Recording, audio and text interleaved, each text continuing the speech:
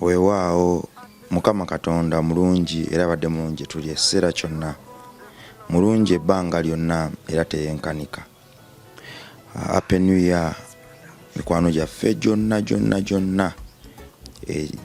gibadde kitugoberera omwaka omukadde n'emyaka egiyise emirala gyonna. Mwebale butakoowa, mwebale tukkiririza, mwebale kukkiririza mu birooto byaffe, ate era mwebale kutuwa mukisa. Tujja kubiyiga mpola mpola n'ebyo ebikyatutagalako bijja kutereera, naye tujja kulinda paka we bitereera ffe kuweereza. Tugenda kutambulira mu buweereza buno paka n'ebyo byonna bye tutannabaza bulungi bwe bifuuka ebyangu. Bijja kufuuka ebyangu nga tuyita mu kubitetenkanya ensobi ezirikolebwa ziritufuula abazira, kuba mu ezo mwe tujja okuyigira olwo tufuukire ddala ab'enkizo. Village Basket mwana wa Katonda ali eyo, twagala okwebaza okuyimirira nayo abakyala. Mulundi ogusooka kampeyini eyo yagabye ebintu ebyasoose, twabigabire kulaba Onkyate Foundation offices zaffe, era tubatandise n'abakyala betusuubira ababyetaaga, abaana abato ababyetaaga. Weebale buli bw'oyimirira obaako n'omuntu gw'okwatako, buli bw'oyimirira obaako n'omuntu gw'onunula okuva mu katyabaga oba mu matigga. Ebiseera ebisinga osobola okulaba nga gwekyo kyolina ekitakolera ddala makulu, naye laba ebifaananyi ebiyitaawo. Ebintu bino bye twagabye bannannyini baabyo babadde babirabanga ebitakyalina mugaso mu bulamu bwabwe, naye kuba n'abantu byabadde bipya era nga tebyenkanika omuwendo. Engatto zaagabiddwa, amasowaani, ebidomola n'engoye. Amasowaani bannaffe gabadde baagala okusuula, ffe nno twabakubira omulanga oba okuddibya. Ffe twabakubira omulanga ntwagala nti nedda temugaddibya, waliwo abageetaaga baliira ku ndagala. Ekyo nno kyalabise. Twebaza buli kiisi ayimiridde mu Village Basket kampeyini eno, era tubakubiriza nti gwe mwana wa Katonda alina ekintu kyonna kyoteetaaga kyotakozesa, ngatto, lugoye, kikopo, sepiki, obutabyokya, tukubire essimu ku 0700346827 ku 0700346827. Ffe tujje tubikutwaleko. Tumanyi bulungi ab'okubiwa, tumanyi bulungi ab'okubitwala, era tumanyi bulungi ababyetaaga. Bwe kyolabanga ekitakyalina mpagala oba ekiwedde ku mpagala mu bulamu bwa bannaffe kitaasa bulamu. Twebaza abo bonna abazze bayimirira naffe, Mukama abawa omukisa. Mwebale kusiga nsigo ya kwagala, mwebale kwekkiririzaamu nti naffe abaddugavu tutusobolera ddala okuwa, okutoola n'okwagala, tebyasigalira abazungu bokka. Tukikoze, tuze tukikola. Tugenda mu kampeyini ey'okuzimba essomero, essomero lyaffe ery'eka Mengo erya foundation yaffe. Era mbadde nsaba mujjumbire kampeyini eno, mugijjumbire baana ba Katonda. Twagala tusolovinga ekizibu ky'obwana bwa Katonda obutasoma, okuva mu nzigotta, okuva ku street n'ebitundu ebirala ensi byerabanga ebyasigalira emabega, nga tuyita mu kuyimirira tuzimbewo akasomero kaffe. Ye waki nkayita essomero lyaffe, akasomero kankayita essomero lyaffe, sijja kayita kasomero. Tetujja kukakanya Katonda waffe. Twagala tuzimbe primary school okuva ku P1 mpaka ku P7, then tetujja kuzimba secondary. Essomero eryo tulikozese okuyambako abaana be tujja ku nguudo, ku street, okuyiga okuwandiika, okubala n'okweyogerako. Then olw'okubolere tulina ebyemikono, tulina okutunga, tulina okwokya ebyuma, tulina okusiiga ebifaananyi, tulina kompyuta n'ebirala. Olwo nno bwe bamala P7 bajoyininge essomero lyaffe ery'ebyemikono. Situsobola nze, kale tukisobola ffekka ne bwe twegatta tugenda kuwangula. Let my people go campaign yatambula, era mu kawairo ke kamu tuzimba essomero lyaffe. Nga tuzimba essomero lyaffe tugenda kuyimira mu kawairo ke kamu okuneeminga nga tukozesa amanya gaba bayimirira naffe mu Let My People Go campaign. Twagala kuneminga nguudo zigenda kwa foundation, buildings, classrooms, sitting points, gardens n'ebirala. Amanya g'abantu abayimirira naffe mu campaign ya Let My People Go, kubanga ffe twagamba tukolera Bonchate Foundation omuntu bw'ajingira munda talaba amanya ga John Smith, simanya Jordan Pico, Peter Smiles n'ebirala. Twagala bimanya gaffe ag'abaana ba wano foundation eyo nayo ekolenga enjiri.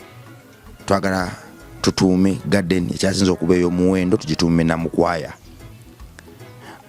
Garden ekyasinza okuba ey'omuwendo tugituume Kayaga.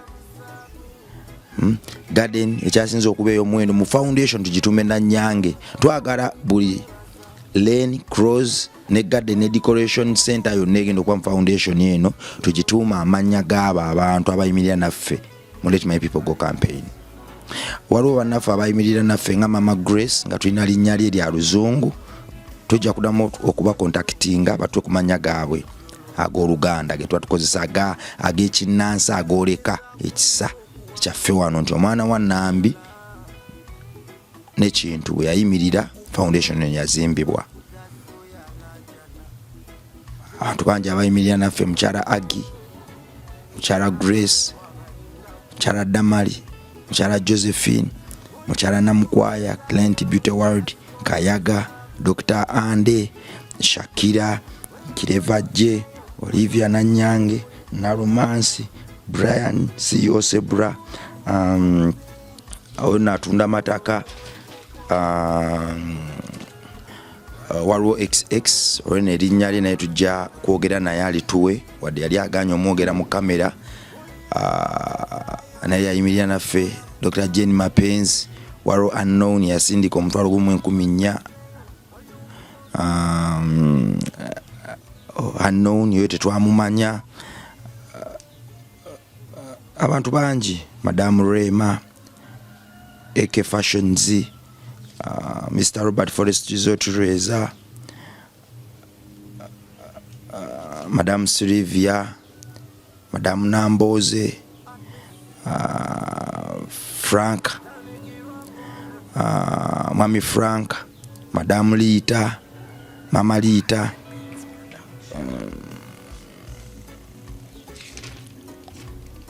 n'abalala bayimirira naffe mu Let My People Go. Kakati twagala abantu nga bwe bayimirira kuba tugenda kukolamu, tusuubira okukolamu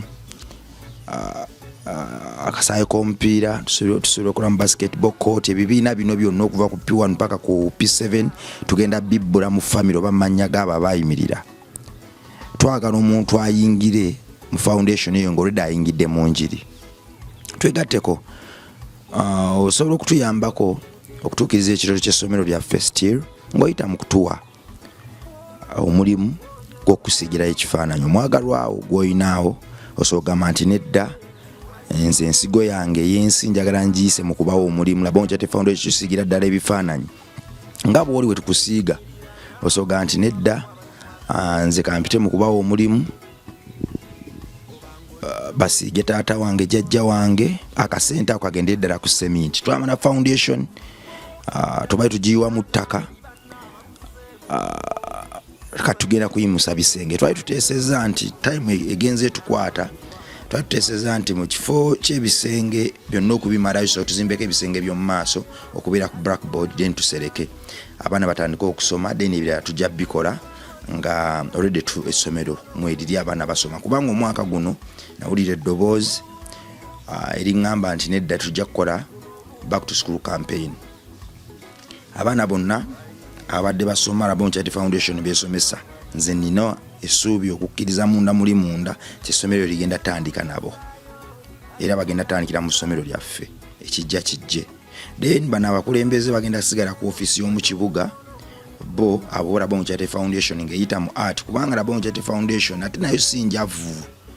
Buno bu art bwe tusiiga, paints ze tusiiga, tubojjererayo busobola tuyamba okuweerera obwana naffe ekimu kyaffe eky'ekkumi eky'ensi naffe tusobola okukozesa okuweerera obwana obwo. Tulina abali ku universities, abali mu secondary n'abali mu primary. Kakati abaana bonna abaligenda eka Mmengo bo balisomera musomero lya Bonchate Foundation lye Kamengo naye bana balisigala mu kibuga tulina okwesa ati waffe nga Bonchate Foundation naffe okubayambako wala abantu abadde batukwatirako okusomesa obwana buno osobola ino ganti nedda kasufivis kembadde ntola okusomesa obwana kankagulemu obusawo bwa seminti to solving a long term problem and long term solutions ebintu bino ebyokusabiriza school fees buli kadde buli tambwe betandika nedda twagala tubimenyewo twagala kikola omulundi gumu tufuna akasomero kafate katuyambeko n'okusomesa abaana nga si wa ku luguudo nenga family gyava mu banange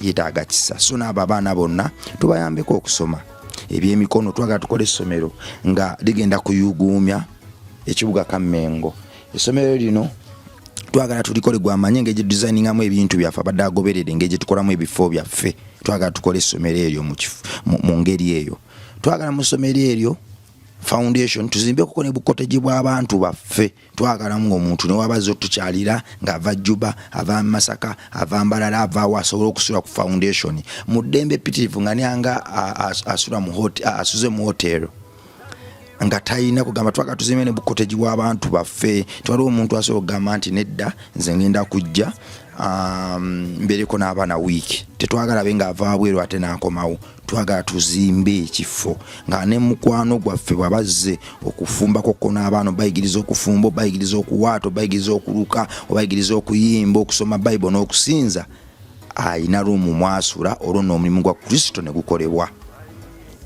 so gwayina kyonna ky'osobola osobola tukwatirako so ganti nedda nze n'ekifaananyi kya mukwano gwange njagala mukinsiigire sente nga bwe zivaamu zigende ku mataffaali oba zigende ku seminti oba ku musenyu omulala osobola okugamba nti nedda nze ekimu kyange eky'ekkumi ekyensi omwaka guno nga gwakatandika kangu blessing enogulayo obusawo bwa seminti buna ku ssomero liri ery'e Kamengo twagala tusomesa abaana b'eggwanga mwana wa Katonda oli eyo naye saagala obw'omu ku bantu abasponsoringa abatemu baabwe mu episode yaffe eddako ngenda kujja nkusomese